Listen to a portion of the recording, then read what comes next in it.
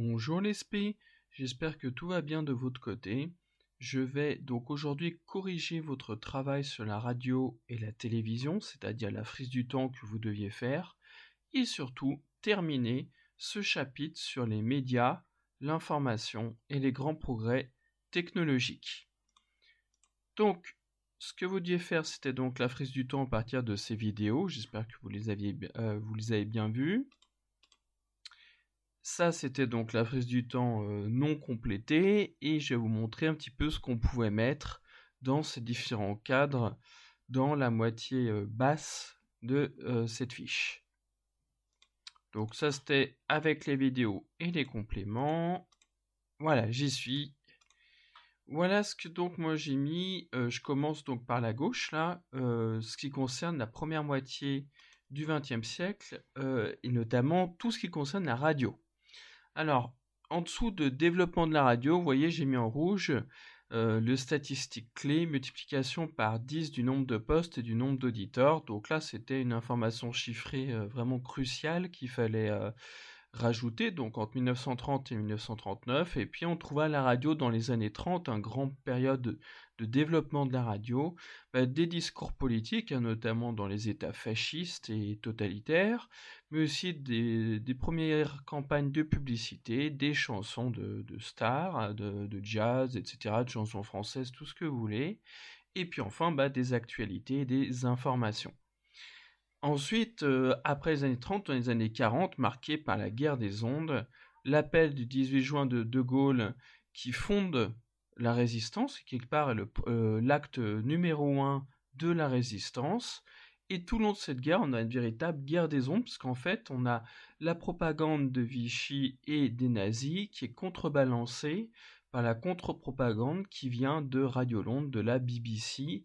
La BBC qui transmet et fait tout un travail de réinformation pour contrecarrer la propagande nazie, et puis pour donner des nouvelles du front, des nouvelles des batailles, des victoires, des défaites, tout ça, et puis qui va finalement annoncer le débarquement en Normandie en citant donc le vers célèbre du poète Verlaine.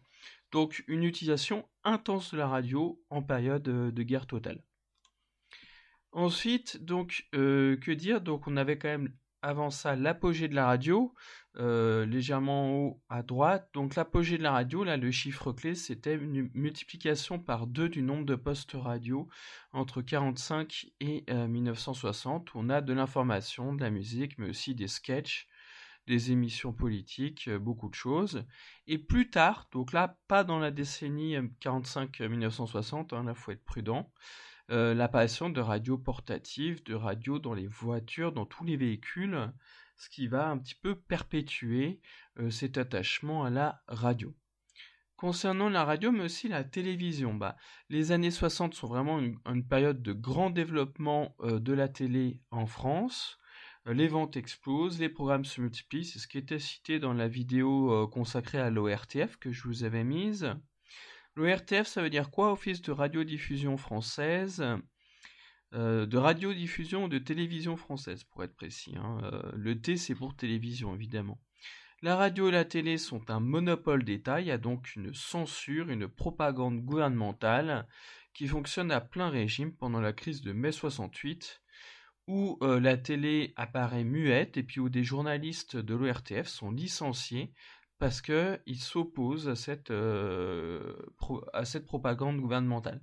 En opposition, on voit apparaître des radios périphériques à l'étranger, excusez-moi pour le S d'ailleurs, qui en fait émettent depuis par exemple le Luxembourg, émettent depuis des pays voisins de la France.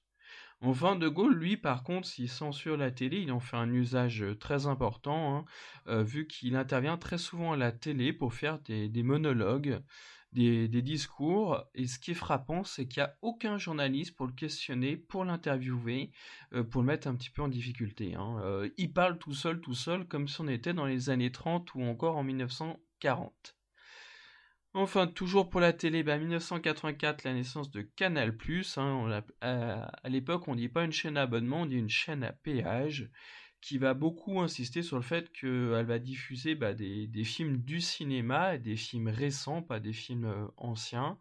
Et sachez que cette chaîne donc qui est privée est nettement plus libre parce qu'au départ, ce qui va faire son audience, c'est carrément les films pornographiques du samedi soir, ce qui montre que la télé devient plus libre et moins contrôlée par l'État. Et au départ, ce qui la lance, c'est malheureusement les films X, hein. Et oui. Enfin, toujours concernant la télé, donc la télé connaît un essor important dans les années 1980-90, où elle devient le média principal, le média de référence, le média de masse par définition. Et on a donc 2005-2007 l'apparition de la TNT, avec une certaine diversification, mais un changement voilà, qui est quand même discutable, qui est peut-être pas si important que ça, vu qu'on a des programmes pas très riches, des films télé plutôt que des films du cinéma, la rediffusion de séries ou de films déjà vus auparavant dans les chaînes principales. Et d'ailleurs, les chaînes de la TNT, pour la plupart, sont pas indépendantes, hein, elles dépendent de grands groupes, hein, W9, CM6, TMC, CTF1, etc., etc. Enfin, avec 2001 et la diffusion de Love Story, on a la multiplication des téléréalités, ce qui nous montre que la télévision, maintenant, dans la télévision, si vous préférez, l'information tient un rôle tout à fait secondaire, tandis que l'industrie du divertissement tient le premier rôle, en fait, hein, tient la première place. Enfin, vous avez l'apparition de chaînes d'information continue, BFM TV, qui est célèbre, mais aussi France Info, vous aviez une petite vidéo à regarder là-dessus, qui insiste beaucoup sur le graphisme. Donc là, on voit que, si vous voulez, l'image, l'apparence compte finalement plus que le fond, que les images, la diffusion de photos en exclusivité, de reportages en exclusivité et les témoignages, la vitesse prime sur la qualité. Et du coup, le but, c'est de diffuser des informations d'exclusivité en images pour que ce soit plus ludique, plus facile, plus simple. Mais là aussi, on se doute que la simplicité ne va pas forcément avec la qualité. Donc voilà, en gros, ce que vous pouviez mettre sur cette frise du temps, hein, je ne fais que reprendre l'information des vidéos et des compléments que j'ai donnés dans ma vidéo précédente. Maintenant, comme vous en doutez, après la télévision, Internet et les bouleversements que le web entraîne. Déjà, quelques dates, vu qu'on est quand même en spé, mais on est en histoire, pour que vous repériez un petit peu sur l'apparition d'Internet, hein. Alors, 1990, donc on voit l'apparition de la norme 2G. En 1990, c'est déjà un Internet qui existe chez les militaires. Mais c'est vraiment en 1993, avec l'apparition donc du World Wide Web, que l'Internet devient civil, qu'elle devient accès, elle est transmise au public, au grand public, et pas simplement aux officiers et aux soldats. Ensuite, en 2001, on a la création de Wikipédia, donc de cette première encyclopédie en ligne gratuite, où les articles sont rédigés par des internautes et pas forcément par des chercheurs et des professionnels. Vous avez 2003, création de Skype avec diffusion de la vidéoconférence. Création de Facebook en 2004, hein, qui va lancer le phénomène des réseaux sociaux. Hein, donc les réseaux sociaux, attention, dans les années 90, on ne sait pas ce que c'est, hein. Il y a peut-être quelques blogs qui traînent, quelques sites web, mais on ne connaît pas les réseaux sociaux avant les années 2000. De même, YouTube apparaît dans les années 2000, donc pareil, c'est ce streaming qu'on a à tout va et qui est hyper diffusé, dans les années 90, ça n'existe pas. Et ces vidéos, on les voit sur son téléphone, sur son smartphone, qu'à partir de 2006-2007, où vous avez le lancement du premier iPhone, véritable couteau suisse numérique, donc qui me permet de faire des milliers de choses, hein. Maintenant, les smartphones font aussi GPS, en même temps qui rendent plein de services, qui font calculatrice. Ce sont des fonctions bien secondaires par rapport à la navigation web et la conversation téléphonique, mais ils permettent de faire plein de choses. Et enfin, à partir de 2010, donc on a l'apparition d'Instagram, les selfies commencent à devenir donc à la mode. Donc d'ailleurs, je sais pas si selfie, j'aurais pas dû l'accorder, vu qu'on est en France, mais j'ai mis le mot anglais du coup, hein. Et puis 2013, le lancement de la 4G, où pareil là, ça permet de regarder les vidéos sur son téléphone bien plus rapidement. Donc qu'est-ce qu'on doit conclure de cette chronologie ? On doit conclure que les années 2000 ont été totalement cruciales pour le développement d'Internet. de YouTube, des réseaux sociaux, des selfies, de tout ce que vous connaissez actuellement. Alors que durant les années 90, c'était une apparition limitée, une apparition finalement et une diffusion qui était timide en fait. Donc maintenant, qu'est-ce que le web change dans la manière de s'informer? Alors, premier phénomène qu'on voit apparaître, ou premier problème, ce qu'on appelle l'infobésité ou la surinformation. Alors, je l'ai pris là dans un extrait de quelqu'un qui a rédigé un article donc dès 1995. Donc, vous voyez que la surinformation, on en parle depuis le tout début de l'apparition d'Internet. La phrase la plus importante, c'est celle-ci. Est-ce que la surinformation ne va pas entraîner la banalisation de l'information, avec pour conséquence le renforcement des attitudes égoïstes par rapport à des événements les plus dramatiques?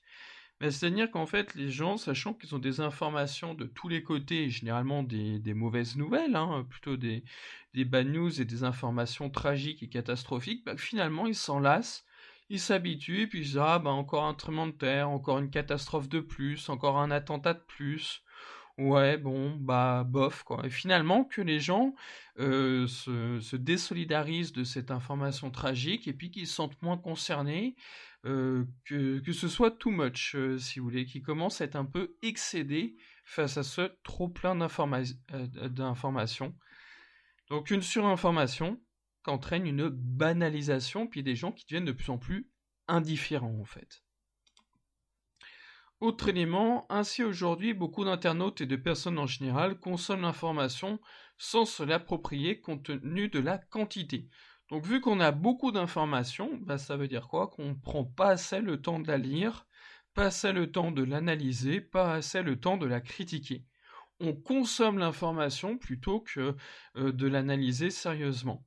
Et ça, c'est renforcé par le web, c'est renforcé par l'instantanéité que produit Internet. Autre document là que j'ai pris donc sur ce site, la psychologie.com, je vous laisse le lire.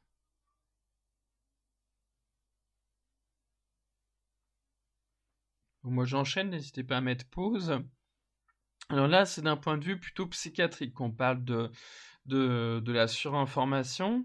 Bon, on parle même d'overdose informationnelle, c'est juste en dessous de la ligne bleue le lien URL. Cette overdose informationnelle peut conduire au burn-out, donc il montre quand même que psychologiquement la surinformation peut avoir des dangers. Mais à la limite, nous, le côté médical, c'est pas ce qui nous concerne le plus là en spécialité. Mais l'infobésité incite au zapping. Elle altère, c'est-à-dire qu'elle va détériorer la concentration, minore la qualité des relations humaines en les plaçant sous le signe de l'instantanéité. Donc, ce que change le web, c'est la rapidité, la simplicité, la culture de l'instantanéité. Ça, c'est vraiment une notion qui est cruciale, la culture de l'instantanéité. Et puis la rapidité plutôt que la qualité, des individus qui vont consommer l'information plutôt que de l'analyser avec un regard critique, qui vont beaucoup zapper, qui vont beaucoup passer de l'une à l'autre, qui vont prendre connaissance de l'information sans faire attention à bien creuser, bien analyser, bien tout lire.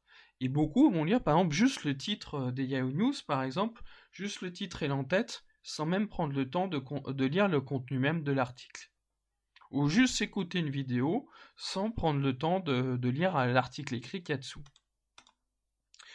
Enfin, mis à part la surinformation, il y a la désinformation, confondez pas les deux. Surinformation, trop d'informations, désinformation égale mauvaise information ou information fausse. Alors là, ce site qui est lié à un BTS dédié à l'infocom nous a fait un petit résumé. Internet, ça permet plus d'interactivité, plus de diversité, un enrichissement de l'information, une diversification de l'information, ça c'est bien. De même, elle permet les alertes, c'est-à-dire par exemple les flux RSS, qui vous dit, par exemple, si vous voulez surveiller un sujet qui vous intéresse, je dis n'importe quoi, je parle des actualités politiques du Maroc, vous pouvez prévenir toute une série de sites web qu'on vous donne les informations qui concernent que le Maroc. Ça, c'est possible grâce à Internet. De même, Internet permet une liberté d'expression quasiment totale, et ça c'est très intéressant, sachant que les gouvernements n'ont jamais totalement renoncé à influencer les médias, voire à contrôler un petit peu les médias d'une manière ou d'une autre. De même, les médias peuvent subir d'autres pressions, notamment des grands pouvoirs économiques. Donc, Internet a quand même des avantages, faut pas l'oublier, faut pas tout voir en noir. Mais souvent, il y a un manque de recul lié à la rapidité de l'information. Ce que j'ai dit donc tout à l'heure, la rapidité prime sur la qualité, ce qui veut dire que les gens peuvent être amenés à croire des fake news, à croire des mensonges, à croire une information exagérée ou manipulée ou déformée. De plus, sur Internet, vous avez donc comme chaos contrôlé des sites complotistes, vous avez donc égalité en tous, égalité, réconciliation, site d'extrême droite, Mouton Enragé, c'est plutôt un site anarcho-communiste, plutôt d'extrême gauche, SOS IVG, donc vous voyez que là vous avez des sites plutôt orientés contre l'avortement, donc vous avez des sites politiques qui vont peut-être déformer l'information, des sites extrémistes, des sites complotistes, Sputnik, site d'information russe qui va défendre la cause du gouvernement russe et le point de vue du gouvernement de Moscou. Et puis vous avez tous les réseaux sociaux qui vont relayer des fausses nouvelles, des images sorties de leur contexte. Tous ces points-là, je les aborderai bien plus tard. En tout cas, ce qui concerne la propagande traditionnelle, sur ma chaîne YouTube, vous avez une vidéo qui est dédiée à cette question-là, les moyens de la propagande traditionnelle, si ça vous intéresse. Ça m'amène à la conclusion du chapitre. À l'époque de la presse, le contenu primait sur le contenant, le fond primait par rapport à la forme, l'information était plus importante que le divertissement, maintenant ça s'est inversé. Les actualités, la politique cèdent la place à l'industrie du divertissement, aux téléréalités, aux émissions de variété, etc. etc. Donc l'information cède la place au divertissement. Internet donne plus de place au contenant, à l'image, à la vidéo, et laisse moins de place pour l'information écrite, pour le contenu, pour les analyses de fond. Internet nous ouvre vers l'hyperdiversité, avec une liberté de l'information qui est énorme, ça c'est bien, mais le web apporte aussi l'infobésité et la désinformation, donc prudence. Et toute la conclusion de ces chapitres, c'est de dire que l'information de qualité ne va pas forcément venir toute seule, donc si vous voulez vous informer correctement, il faut s'informer d'une manière active, c'est-à-dire avec un regard critique, en prenant le temps de chercher des sources de qualité et d'une information de qualité. Si vous restez passif et vous attendez que les médias s'améliorent, que l'information s'améliore, vous pourrez attendre très longtemps et vous allez vous faire avoir. Voilà, merci pour votre écoute. Si vous avez des questions, contactez-moi.